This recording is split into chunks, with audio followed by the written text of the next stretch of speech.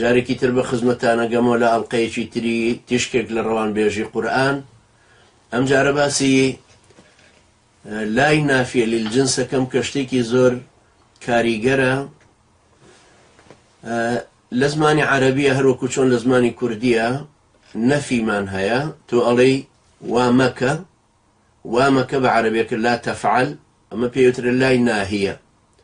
نەیکرد لەم یەفعەل پێڵن لای نافیە.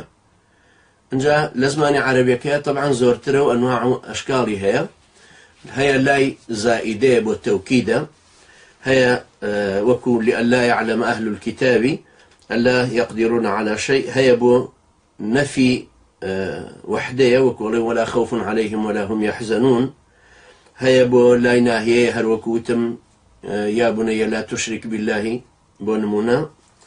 اینجا هەیە لای نافیە لیلجنسی پێڵن کە جۆرێکی ترە لەو. لای نافیە لیلجنس یعنی لایەک کە توخمی ناوەکەی نەفیەکە، وەکو تۆ ئەڵێی لا طالب في الصف یا لا طلاب في المدرسة، تۆ نەفی توخمی تەلەبە ئەەکەی کە لە مەکتەبەکەیە هەبێ ئێستا هەمووی ئیزن دراونەتەوە ڕۆیشتوونەتەوە مامەسا و مدیر و فەڕاشەکە ماونەتەوە بۆ نمونە. ئەم لایەیە کە باسیەکەین ئەمڕۆ لا نافیە لیلجنس، ئەمە تاریخێکم لەگەڵ ئەم مەوزوعە هەیە. کاتی خۆی لە ساڵی 1970 لە پۆلی دوو بووم لە بەشی زمانی عەرەبی. مامۆستایەکمان هەبوو زۆر سەرخۆش و دائیمە سەرخۆش بوو، بەڵام اختصاصی لەهجاتی عەرەب بوو. پیاوێکی قەومی بوو، نەفیان کردبوو بۆ سلەیمانی بەعسی نەبوو، زۆریشی ڕق لە بەعسیەکان بوو. باسی ئەم لای نافیە لیلجنسەی کرد، ئەویش ئەم زمانەی پێ ناوتین، نەحوی پێ ناوتین، بەڵام باسی ئەمەی کرد کە چۆن ئەڵێی لا إله إلا الله. إله لبروي اسم نكيريا مبني على الفتح هاتو أمس صفتي تيايا كوابو لا لبيرشي وأبابا نفي تخم. كالين لا إله إلا الله يعني لا مثيل لا قبيلة لا نظير لا سمية لا ندة، هيج تكنية كواب لخواي بردقار بتشا لهي صفتي تيا. أم نفي كردنا نفي ألوهيتك ليرا كنفي وينيا شێوەیە، چۆنیەتیە، توانایە، زانینە، هیچ صفتێکی بۆ خوای پەروەردگار کە هەیە بە هیچ بڕێک، بە هیچ ڕادەیەک، بە هیچ شێوەیەک، بە هیچ شێوازێک، بە هیچ چۆنیەتیەک، بە هیچ کلۆجێک، کورد پێڵێ هیچ کلۆجێک یعنی مطلقاً لە خوای پەروەردگار ناچێت. هیچ صفتێکی خوای گەورە لە مەخلوق ناچێت، هیچ صفتێکی هیچ مەخلوقێک بە هیچ ڕادە و بڕێک لە صفەتی خوای پەروەردگار ناچێت.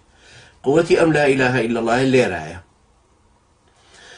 إنجا عربكان كاتك لا إله إلا الله كان بوهاتو بجوانا درا فلو بيانش كاتيا شكزانيا نفي تشيكا نفي همو ناوكاني خواي پروردگار وصفة كانيك، نفي همو جور عبادة كانك كلا دلا بكرن بزمان بكرن يا بكردو بكرن، نفي همو جور در كردني أحكامي كشكري وهتا تشريعات عربكان وانان همو أزاني شكو أزاني سلطي دار الندوة نامنه، سلطي تشريعات نامنه، سلطي أوان خواكان نامنه كداين نابو بو تجارتي شو أشيان فرستن، هيج جورة دا صلاتك نامنه، هيج وجودك نامنه وبيروزي وقداستك نامنه، همو يربي بقرتو بخواي پروردگار.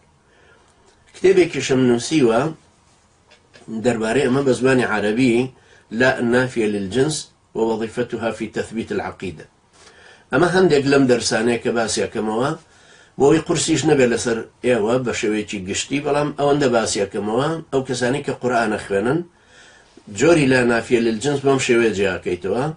لا هاتووە دوای ئەو ناوێکە مبني على الفتحة فتحەیەکی لەسەرە، ئیسمە نەکیرەیە، الفلامی لەسەر نییە، مضاف و مضاف إليهیش نییە. لا طالبە مثلا بڵێن لا طالبە أربيلي في المدرسة أما شتێکی ترە. لێرە کاڵێن ئەم لای نافیە لیلجنسە باسەکەن کە خۆی بە 6 مەرج کاری خۆیەکە، ئەوە على كل تەفسیلاتێکی ئەوەندەی ناوێ، بەڵام مهمە بەس ئەوەندە بزانی کە مەرجە اسم و فعلەکەی اسم و خەبەرەکەی نەکیرە بن، کە ئەڵێ لا طالب قائم اليرا إيشي إني وكولي إن الله عزيز حكيم.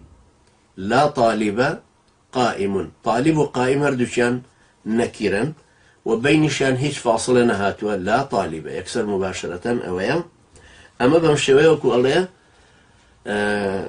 أبي الإسلام ولا أب لي سواه إذا افتخروا بقيس أم تميم أو تميم.